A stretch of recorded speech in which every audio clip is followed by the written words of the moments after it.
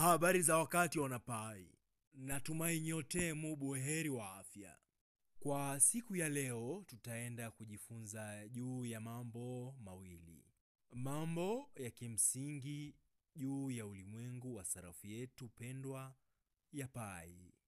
Ni vyema kupata mafunzo haya ya hiari ili tuweze kukuza uelewa wetu.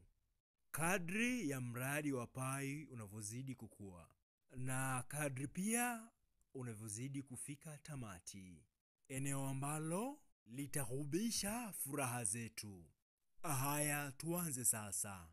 Je, unaifahamu nodi ya pai? Na pia je, unaifahamu super nodi ya pai? Leo hii tutaenda kuvichambua vipengele hivyo viwili. Haya, tuanze. Nodi ya pai ni nini?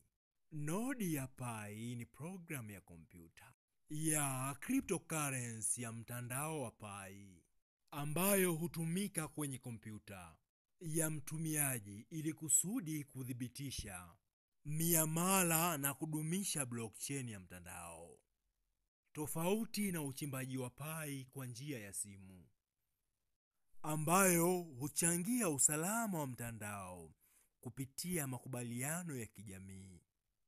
Kuendesha nodi ni jukumu tendaji zaidi ambalo linahusisha kudhibitisha miamala na kushiriki katika uratibu wa makubaliano wa mtandao ambao unatokana na itifaki ya makubaliano ya Stellar, yani SCP, kifupi cha neno Stellar. Kwa kuendesha nodi, watumiaji husaidia kuhakikisha usalama wa mtandao, uimara na ugatuaji. Pia nodi mtandao wa pai utangulizi. Nodi ni jukumu la 4 katika mfumo ikolojia wa pai na huendeshwa kwenye kompyuta ndogo na kompyuta za mezani badala ya simu za rununu ama simu za kiganjani, sawa na blockchain zingine. Sasa twende katika upande mwingine. Supernodi ya pai ni kitu gani?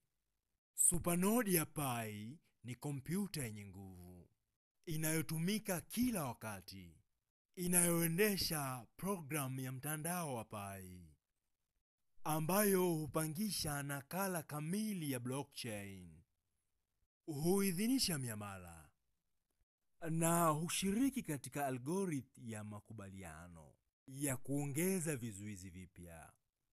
Zina nguvu zaidi kuliko nodi za kawaida na zina jukumu muhimu katika kuongeza kasi kwa udhabiti na usalama wa mtandao, ili hali nodi za kawaida hutoa nguvu ya kukokotoa na udhibitishaji.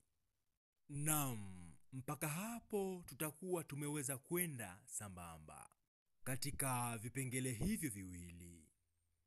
Sasa umeweza kufahamu nodi ni nini katika pai na super nodi ya pai ni kitu gani.